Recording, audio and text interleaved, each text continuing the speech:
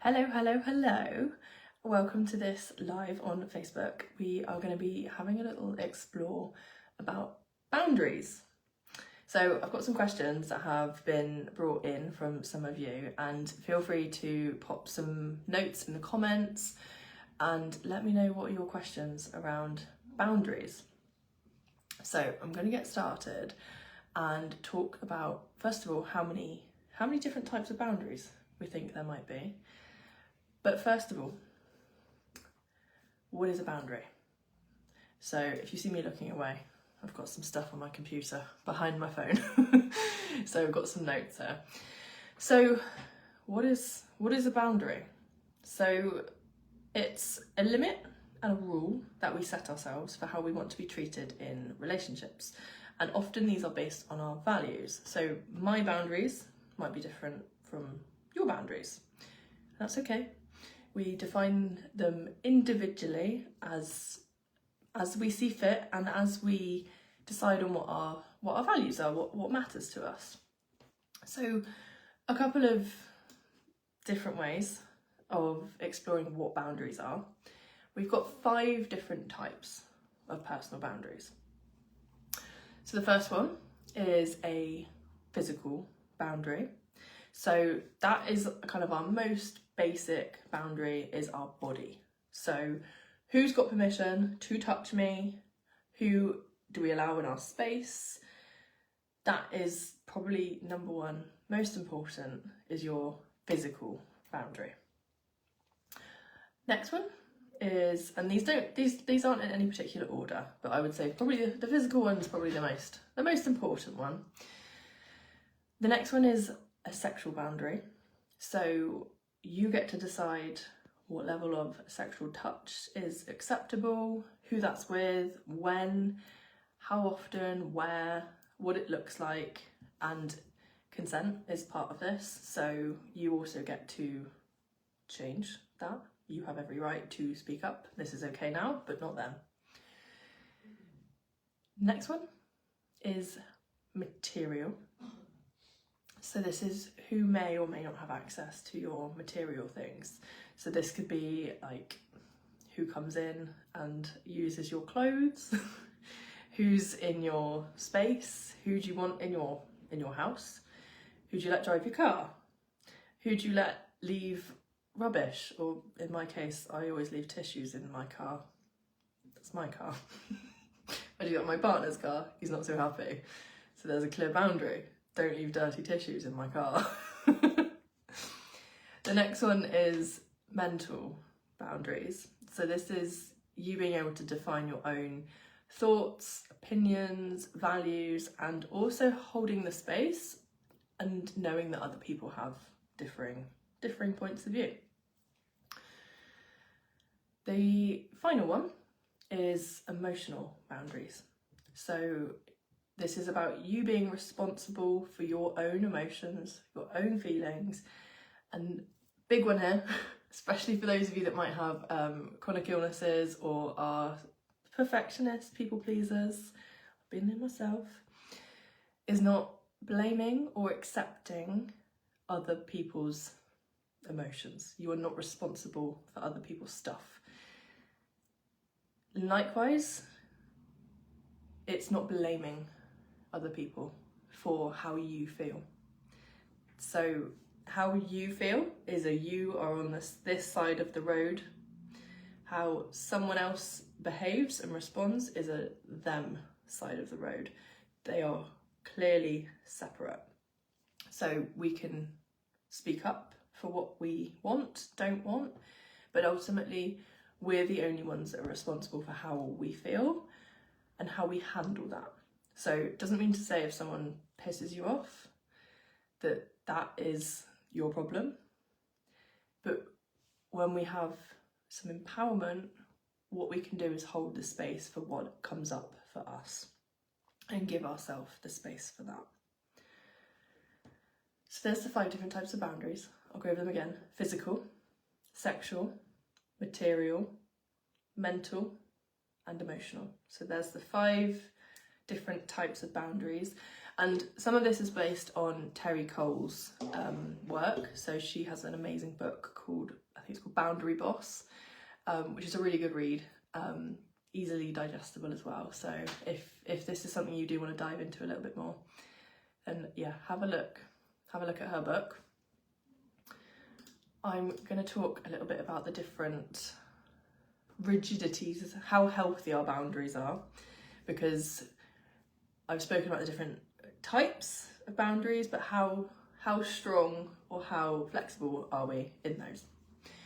So we can have rigid boundaries, and what they look like is not being able to ask for help when you need it, avoiding close relationships to minimise rejection, being perceived by others as detached or cold.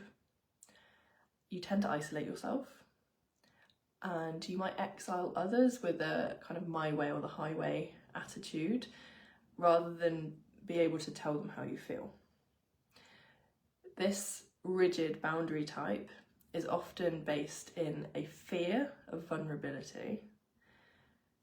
It's protecting yourself, I don't want to get hurt, and it's often too inflexible, it's too solid, rigid. So I'm going to say there's no blame here, there's no fault with any of this. Often a lot of our behaviours, and this isn't just around boundaries, a lot of our behaviours come from something deep in us, one of our parts showing up, trying to protect us from being hurt, from feeling pain. And that is just a normal thing that our bodies do. Our nervous system is wired to avoid pain in whatever way that might look like. And it can be uncomfortable having conversations with people when they have hurt you or you want to set a boundary. And I will go into this in a bit because I've had some good questions on this. A porous boundary, so that's like the opposite of rigid, too porous. And you might overshare your personal information, say yes when actually you want to say no. You might find yourself taking on or overly investing in problems of other people. You might put up with disrespectful or abusive behaviour. You might be overly nice, a people pleaser, and have an attitude of, as long as everyone else is happy, I'm happy. And I don't think my mum's watching, but I've heard her say this many, many, many times. And I would say, especially when I was ill and before I got ill, that was me. I was the one I'd do everything for everyone else. I'd make sure everyone else is okay.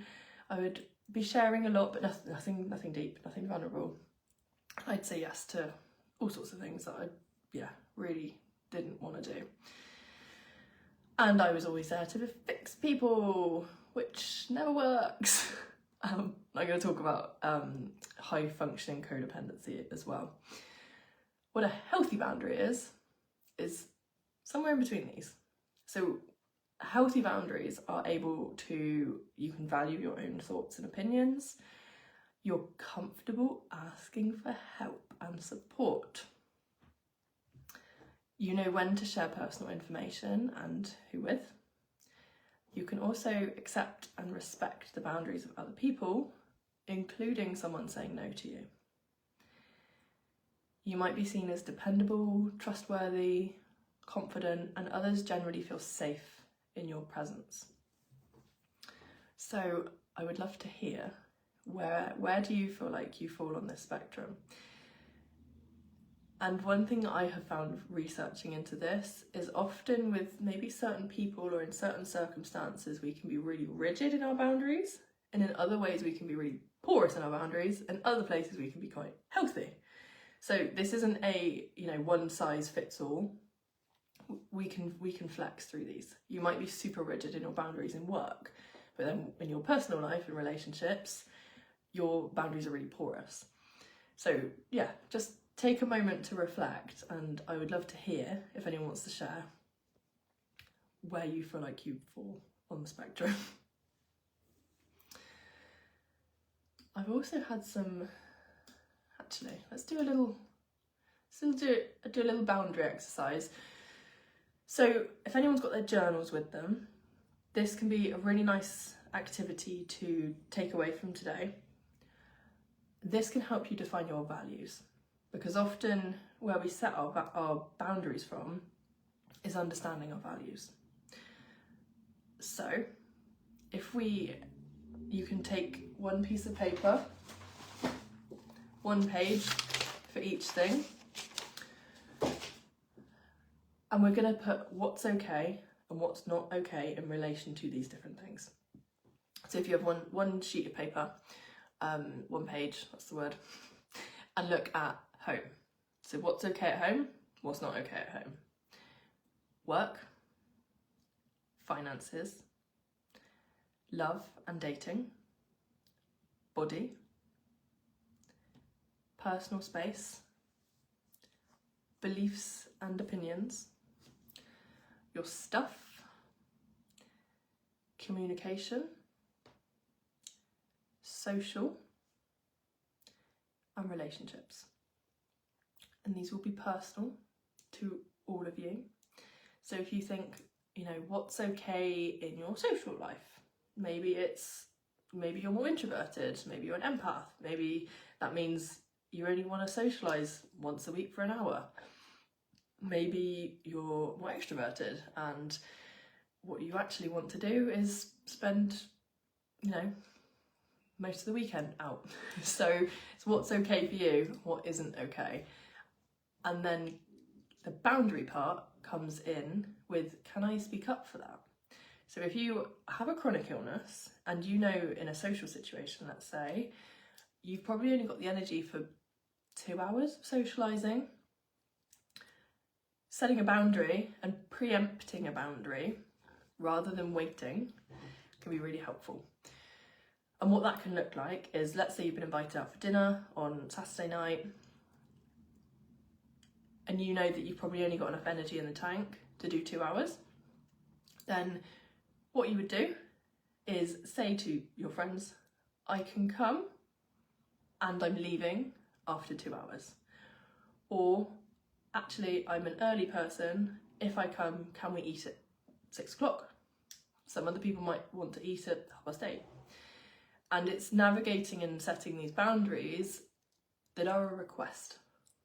They are not a demand or an expectation.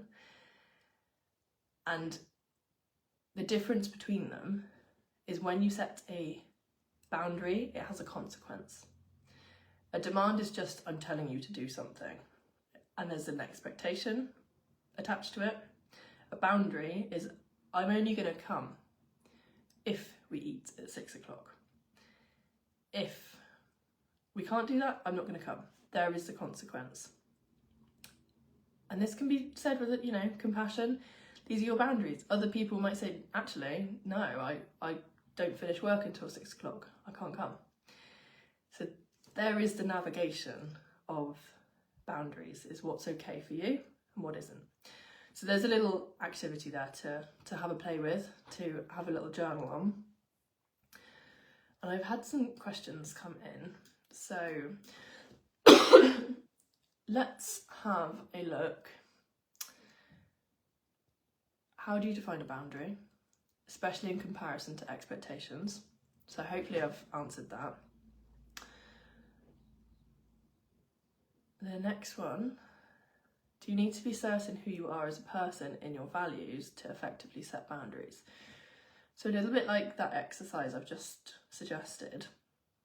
You don't necessarily need to be, I know who I am this type of person.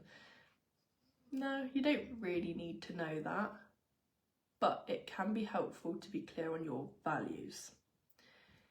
And if, like I said, you value family time and your friends are asking you to come out and you're finding it hard to say no, therein lies, what are your values? Do you value family time over friends?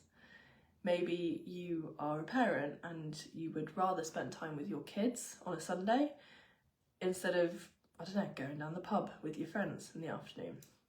So if you can get clear on your values, it's easier then to set those boundaries and communicate them to people. how can I rationalise my boundaries changing over time? So really interesting question, and I'm going to pick up on the word rationalise because I would say we don't need to rationalise our boundaries, our values. We can be seen, we can talk to people about them. We don't necessarily need to justify and rationalise. If, let's say, you had a friend who you had been meeting up with twice a week and suddenly they said, this is a boundary of mine, I'm only able to see you once a month. You might be a bit, oh, what? Why have I done something? So it's fair and reasonable on both ends to have a bit of space to explore why, with the curiosity. And also, I see this a lot in people, and you probably hear this all over social media, no is a full sentence. How many times have we set a boundary and then had to say, oh, well, I can't come because I'm really busy and I've got this thing and it's really important and I'll make it up to you another time and I'm really sorry. Doesn't sound very empowering, does it? So we don't always have to do that. We can just say, no, I can't make it. Can we do another time? We don't always have to justify our choices and what we're doing and why we're doing them. And also, in that question, things can change. Like, I think there's two certainties in life. One is we're going to die. The second is change is inevitable. We are constantly changing. Look outside. Nature is constantly changing. Reality is just changing all the time. So it can be a little silly to expect that things will always stay the same way. So it's holding a space to have an open conversation with people you're in a relationship with. And I don't just mean who you live with, your romantic partner. Anyone you're in a relationship with, you will have boundaries with. So that might be your boss at work, that might be friends, parents, partners, children, anyone you're in a relationship with. Even to a certain extent, people out in public, if they aren't treating you the way you want to be treated, you have a choice in that. So they can change, and give yourself the space to allow that, and maybe discuss it if it feels comfortable.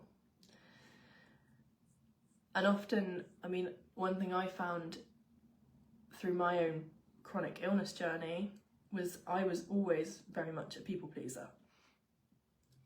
I probably had a codependent relationship with certain people. I was either the fixer or the victim. And when I started to have stronger boundaries and look at how I wanted to show up in relationships, who I wanted to be around, what kind of energy, those relationships just kind of pulled back. Things changed, and I wasn't always aware of it at the time. I was just getting a feeling that I don't like how I'm being treated. I don't like this situation, and that's okay. That can be the start of change. That has taught me, actually, I don't value the kind of friendships where I can't turn up and be open and be vulnerable. So the people that would always come and dump on me, I don't want to spend time around if they don't even think to ask how I am. And that's okay. You'll find your people. You'll find your people, and the stronger you are in having healthy boundaries, the more your people will find you. So you're just creating space for them. And you might have heard that phrase that when you're able to say no, that your yes becomes a lot more trustworthy, a lot stronger. People know where they stand with you.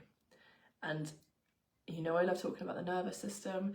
When there is a certainty in a situation, I trust this person, I feel safe.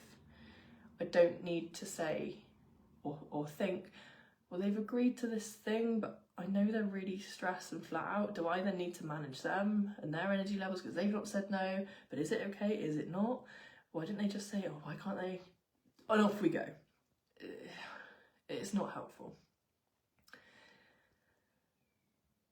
The next question, how is best to communicate boundaries to people you have accepted different behaviour from in the past? So I'm hoping I've covered a little bit of that in what I've just said. Talking about it openly, checking in with your values and getting clear on what's okay, what's acceptable for you. And we're always changing. So just because you might have done something, and sometimes it can be helpful to just own that and say, look, I know I've done this in the past before for you, but it's starting to not feel comfortable. It's not sitting right with me. And therefore, this is the kind of behaviour I will be doing going forward. This is my boundary. This is what's okay for me now. And maybe give them the space to also say, well, what's feeling right for you? Is there anything that you would like to change? And then another question I've had, which is really interesting, any tips for getting past the guilt of setting boundaries with those people? And, whew, I feel you on this. Yeah, setting boundaries. I used to feel so guilty for saying no to people. And I'm going to repeat that again. When you're able to say no, your yes is a lot more trustworthy. And you're also giving yourself space for the yeses. They are a lot more solid. So every time you say no to a certain situation, you are opening yourself up to something that is important to you. And what can be more beautiful than that? I get it can feel, you can feel guilty around that. I'm just going to name that. I have been there. I still go there. Sometimes these conversations are not easy. But what more could you do for yourself than respect your boundaries, step into your authenticity as well? And something I have noticed in the last couple of years is when people set a boundary with me, I actually have a lot more respect for them because they are stepping into their power, they are saying what's okay for them, and they're giving me clear terms. So if I said, you know, can I have an appointment with you at 7 a.m. on Friday? Well, let's turn this around. If someone said that to me, I am not awake at 7 a.m. most days unless I have to get on a flight. And if someone said that to me, my boundary is no, I don't see anyone until 10 o'clock because that is my time. And I've heard people say similar to me. And then I hear a clear, okay, they don't start work until 10 o'clock. Cool. Well, can we do 10 o'clock instead? Simple, clear. Whereas what I've witnessed in the past and with some people is they'll kind of bend over backwards to try and accommodate 7 a.m. If that was me turning up as a coach, I'd be in a flap. I'd be half asleep. No one's gonna get anything out of that. The client is gonna feel that energy. I'm not gonna be there fully, and all because I couldn't say no. So it's a lose-lose. So yeah, there really isn't much benefit there. But yeah, I'm naming there can be guilt that comes up. I get that. Final thing I'm going to talk about is what Terry Cole has named a high-functioning codependent. And again, if you read her book, Boundary Boss, really interesting way that she talks about this. And what a high-functioning codependent relationship is essentially you with someone else where there is a reliance, a heavy reliance on each other. There's a responsibility of one person to almost fix the other person, preempt what the other person needs. So one person often can't state their needs, so the other person has to end up guessing what they are. There's a big responsibility, a felt responsibility for managing someone else's, well, we went through all those boundaries, their emotions, their physical stuff, what's going on at home. And I've been in, a few of those relationships, and they don't end well. As the person doing all the fixing, you can often get stuck in a bit of a victim mentality. I'm going out to work, I'm doing this, I've got to cook the dinner, I have to do this, I have to do that. And in reality, no one's actually asked that. I'm the one taking that responsibility on. I'm playing myself out to be a victim in this situation. We can also get stuck when we do all these things for people, and there's somewhere in us that's expecting them to do the same in return, and they don't. Often because we haven't asked, we've gone above and beyond for them, so therefore we expect it back. But that's a silent contract, that's not actually been agreed to. So I'd love to hear if you're noticing, if you're relating to being in one of these high functioning codependency relationships. And if you are, go through that values exercise and maybe do that with the person that you're in the relationship, this codependent relationship with, and have an honest conversation for both of you. What's okay? What isn't? Can we get clear on this? And we can't read each other's minds. So the clearer we get, the better we communicate, the smoother our lives are, the better relationships we have, and the better our boundaries, the healthier our personal boundaries are. Often that knocks on into people around us. So if you've got good boundaries, someone's going to see that in you, and they're going to go, okay, I've got the permission to have better boundaries. Maybe I can start saying no a little bit better. And a good place to start with some of this is not the big important relationships. If it feels quite daunting and scary to start setting boundaries when you might have just cruised along in life, going along with what people want and expect of you, and that's been okay. Has it been serving you? Maybe, maybe not. When you get stuck in that place and you're here watching this, asking, okay, how can I improve my boundaries? Where do I start? Start with the simple stuff. So start with going to the shops and what's okay when someone's tried to nick your parking space. Is that okay? Is that not? You don't need to start an argument, but it's setting smaller, more subtle boundaries with the people that it doesn't really matter. There'll be strangers that you don't really know. Are these things okay? Are they not? And we often bump into these sorts of situations quite often where we have a choice. Is this okay? Is this not?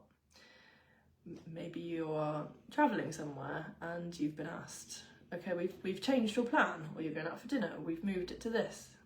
Is that okay? Well, that's down to you to check in with yourself, is it? And sometimes, yeah, it's fine.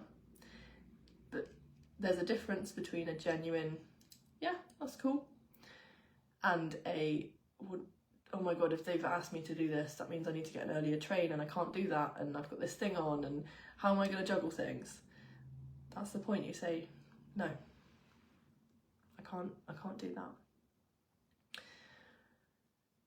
So let me know if there are any other questions on boundaries, if this has been helpful. I'm just going to have a little look and see if we've got any more questions.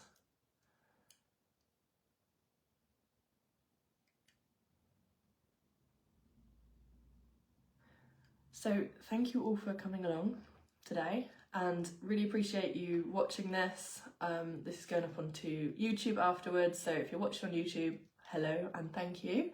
Also feel free to drop a comment below, and if you are interested in a little bit more support around boundaries, around perfectionism, people pleasing, being able to set better boundaries, looking into what's causing some of this as well, and maybe looking at some of that deeper underlying fear of saying no, then I'm a somatic coach, so I work with both the body and the mind. We can excavate some old deep beliefs and get you living a more confident life. So if you are interested, you can find me on Instagram at Chronic Illness Coach, or hopefully you're watching this on Facebook.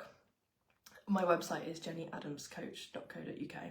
So I would love to hear from you, and thank you again for watching. Bye bye.